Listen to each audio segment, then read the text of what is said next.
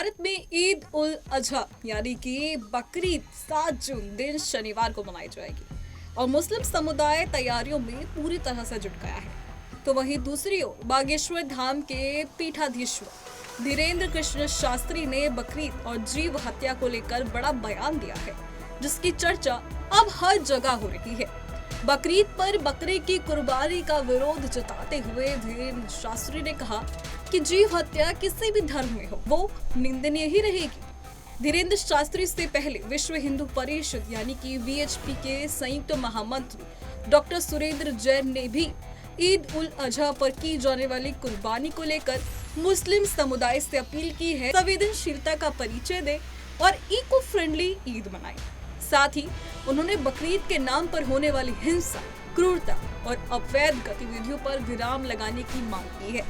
अब आपको बता देते हैं कि आखिर ये अपील किस तरह से धीरेन्द्र शास्त्री की तरफ से आई है और ये पूरा मामला आखिर है क्या। धीरेन्द्र शास्त्री ने कहा कि जीव हत्या किसी भी संप्रदाय, किसी भी कल्चर, किसी भी संस्कृति और किसी भी मजहब में हो वो निश्चित रूप से निंदनीय है और सही नहीं है, वो किसी भी प्रकार से हो। हम बलि प्रथा के पक्ष में बिल्कुल नहीं है, इसी प्रकार से हम बकरीद के पक्ष में भी नहीं है। अगर हम किसी को जीवित नहीं कर सकते तो मारने का अधिकार भी किसी को नहीं है। धीरेन्द्र शास्त्री ने आगे कहा कि उस समय ऐसी कोई व्यवस्था रही होगी जब बकरे की कुर्बानी दी गई हो। हमारे सनातन परंपरा में भी कई जगह बलि प्रथा है, लेकिन अब उपाय हैं, उपचार हैं और समय अब बहुत बदल गया है। हम सब सभ्य हैं और सुशिक्षित हैं, इसलिए हमें लगता है कि जीव हत्या को रोकना चाहिए। अहिंसा परमो धर्म के राय पर चलना चाहिए। जीव हत्या को रोकने और अहिंसा के रास्ते पर चलने से मजहब को तंदुरुस्ती मिलेगी। इंसानों के साथ साथ सभी को जीने का अधिकार है।